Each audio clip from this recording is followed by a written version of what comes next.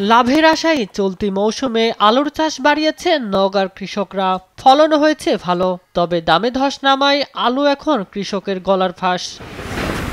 কৃষকরা বলছেন, এবছর বীজ, সার, কীটনাশক ও শ্রমিকের খরচ বাড়াতে বেড়েছে উৎপাদন ব্যয়। প্রতি কেজি আলু উৎপাদনে খরচ হয়েছে গড়ে 20 টাকা, আর স্থানীয় বাজার বিক্রি হচ্ছে 10 থেকে 15 টাকায়। এতে আলু বিক্রি করে লোকসান গুনতে হচ্ছে কৃষকদের।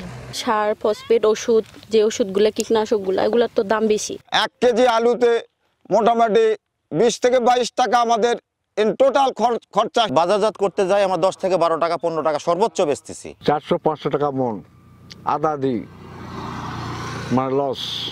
সুশীল সমাজের প্রতিনিধিরা বলছেন, অপরিকল্পিত বাজার ব্যবস্থাপনার কারণে ন্যায্য মূল্য পাচ্ছেন না কৃষকরা। এতে আলু উৎপাদনে আগ্রহ হারাবেন তারা।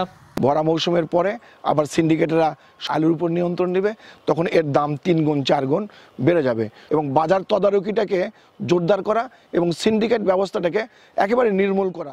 ন্যায্য দাম নিশ্চিতে আলু সংরক্ষণ ও বিদেশে রপ্তানির পরামর্শ কৃষি কর্মকর্তার। দেশীয় পদ্ধতিতে ঘরে 3 থেকে 4 মাস আলু সংরক্ষণ করা যায়। কৃষক এই দেশীয় পদ্ধতিতে তাদের ঘরে আলু সংরক্ষণ করবে। পাশাপাশি নীতি নির্ধারণী পর্যায়ে আমাদের পরামর্শ যে আমাদের এই আলু যদি বিদেশে রপ্তানি করা যায়, বিদেশের বাজারটাকে যদি সুন্দর করে ধরা যায়, তাহলে কৃষক এখান থেকে একটা ভালো বাজার মূল্য পাবে। চলতি মৌসুমে নওগাঁয় প্রায় 26,000 হেক্টর জমিতে চাষ হয়েছে বিভিন্ন জাতের আলু, যেখানে উৎপাদনের লক্ষ্যমাত্রা 4,75,000 টন। নিউজ ডেস্ক, দেশ টিভি।